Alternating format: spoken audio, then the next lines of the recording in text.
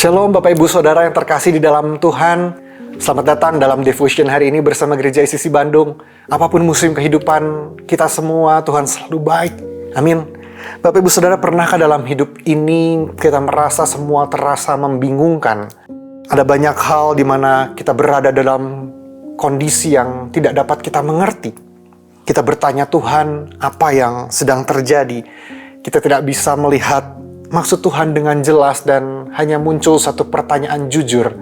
Apa ini Tuhan? Ternyata pertanyaan ini bukan cuma milik kita saja, tapi ribuan tahun yang lalu bangsa Israel pun mengalaminya. Setelah keluar dari Mesir dan menyeberangi Laut Teberau, bangsa Israel masuk ke padang gurun dan mereka sudah beberapa waktu kehilangan persediaan makanan, tidak punya persediaan makanan, dan mulai bersungut-sungut kepada Musa dan Harun. Nah, kemudian Tuhan mendengar keluhan mereka, sungut-sungut mereka, dan dengan sabar Tuhan menjawab dengan sebuah solusi yang supranatural, yaitu hujan roti dari langit. Mari kita baca lengkapnya dalam Keluaran 16 ayat yang kedua sampai 4. Di padang gurun itu bersungut-sungutlah segenap jemaah Israel kepada Musa dan Harun dan berkata kepada mereka, kalau kami mati tadinya di tanah Mesir oleh tangan Tuhan ketika kami duduk menghadapi kuali berisi daging dan makan roti sampai kenyang. Sebab kamu membawa kami keluar dari padang gurun ini untuk membunuh seluruh jemaah ini dengan kelaparan. Lalu berfirmanlah Tuhan kepada Musa, sesungguhnya aku akan menurunkan dari langit hujan roti bagimu, maka bangsa itu akan keluar dan memungut tiap-tiap hari sebanyak yang perlu untuk sehari, supaya mereka aku coba apakah mereka hidup menurut hukumku atau tidak. Dari peristiwa ini ada dua pelajaran penting yang bisa kita pegang saat hidup terasa membingungkan dan di mana kita tidak mengerti apa yang terjadi.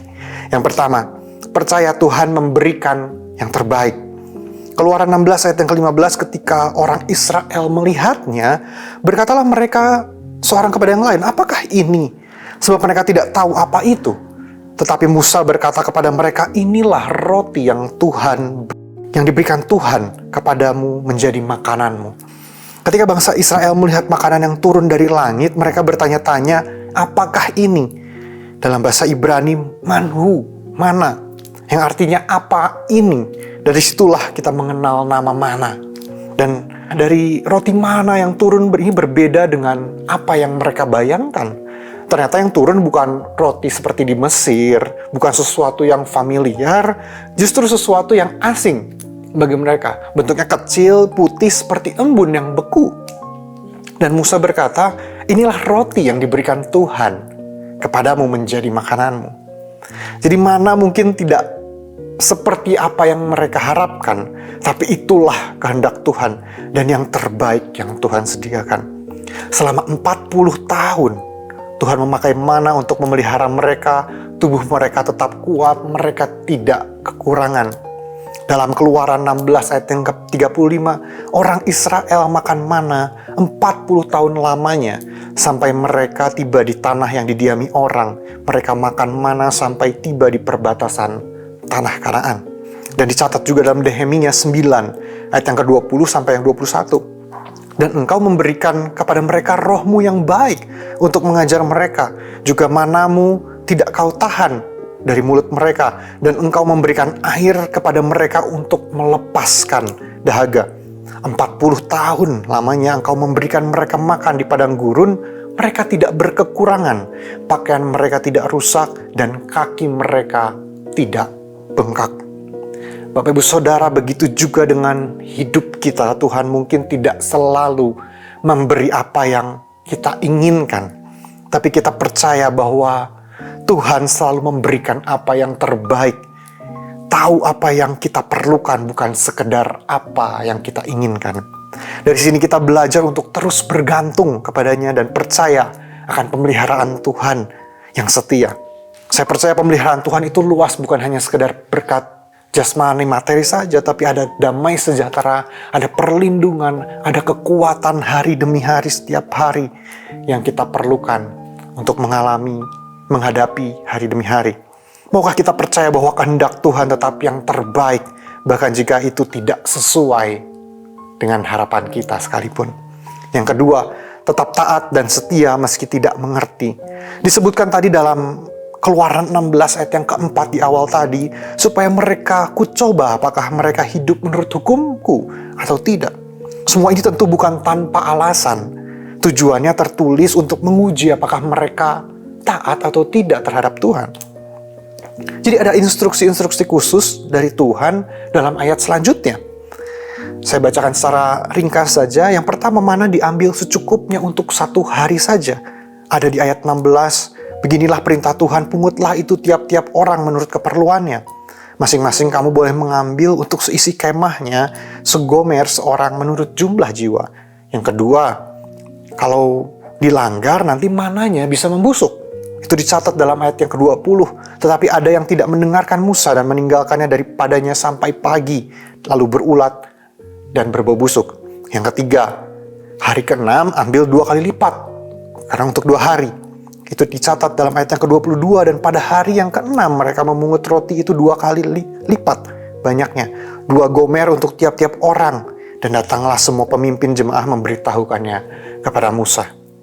Dengan adanya beberapa instruksi ini, kita bisa melihat bahwa di tengah padang gurun, Tuhan tidak hanya menurunkan roti saja, ya, tapi Ia juga sedang membentuk mereka. Tuhan ingin membentuk karakter, bukan hanya memberi kenyamanan. Meskipun mereka tidak paham, mereka diminta untuk taat, bangun pagi, keluar kemah, memungut mana sesuai instruksi. Jadi Tuhan ingin kita untuk terus berpaut pada instruksi dan perkataan Tuhan setiap hari, hari demi hari. Dalam Ulangan 8 ayat yang ketiga, jadi Ia merendahkan hatimu, membiarkan engkau lapar dan memberi engkau makan mana yang tidak kau kenal, dan yang juga tidak dikenal oleh nenek moyangmu, untuk membuat engkau mengerti bahwa manusia hidup bukan dari roti saja, tetapi manusia hidup dari segala yang diucapkan Tuhan.